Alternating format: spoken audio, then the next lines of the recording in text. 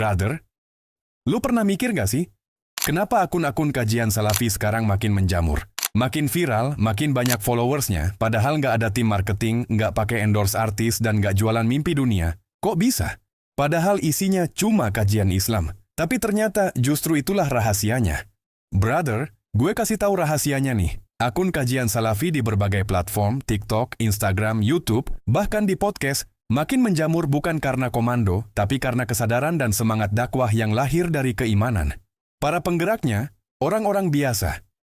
Pemuda-pemudi hijrah, ibu rumah tangga, mahasiswa, pekerja kantoran, tapi mereka belajar, menyimak, lalu nyebarin, bikin konten, potong video, tambahin subtitle, upload, karena mereka paham betapa pentingnya dakwah yang murni dari Al-Quran dan Sunnah, sesuai pemahaman salaf.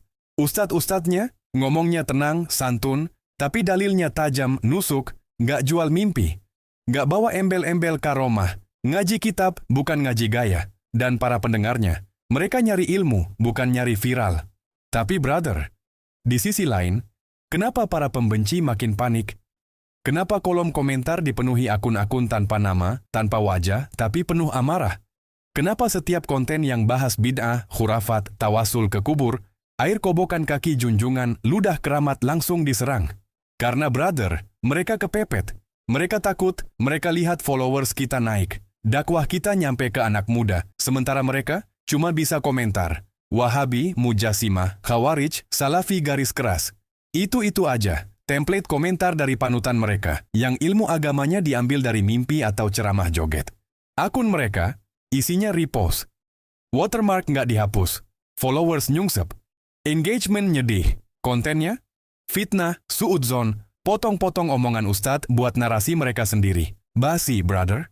Dan yang paling lucu, komentar mereka justru bantu algoritma kita. Mereka kira lagi nyerang.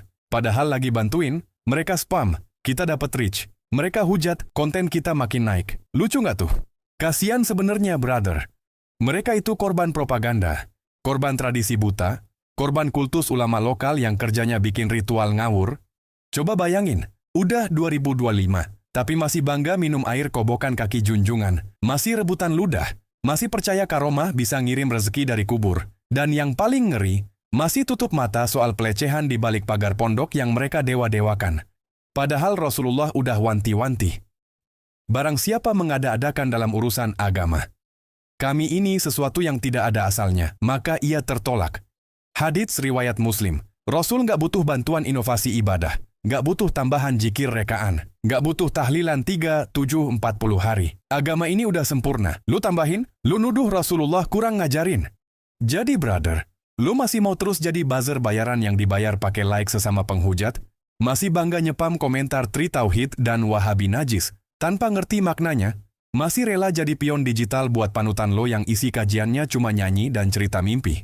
Ingat, komentar lo nggak nyakitin kami. Lo bantu kami. Lo pikir lo lagi nyerang, padahal lo cuman admin tidak langsung yang bekerja keras menaikkan algoritma kami, gratisan pula.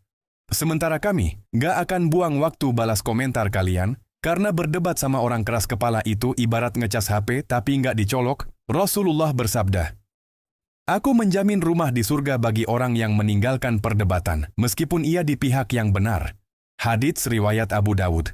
Makanya, brother, masih mau ikut-ikutan nyerang dakwah salaf? Atau mau pindah barisan dan jadi bagian dari gerakan ilmu yang murni dan lurus? Pilihan ada di lo, ikut belajar bareng kami.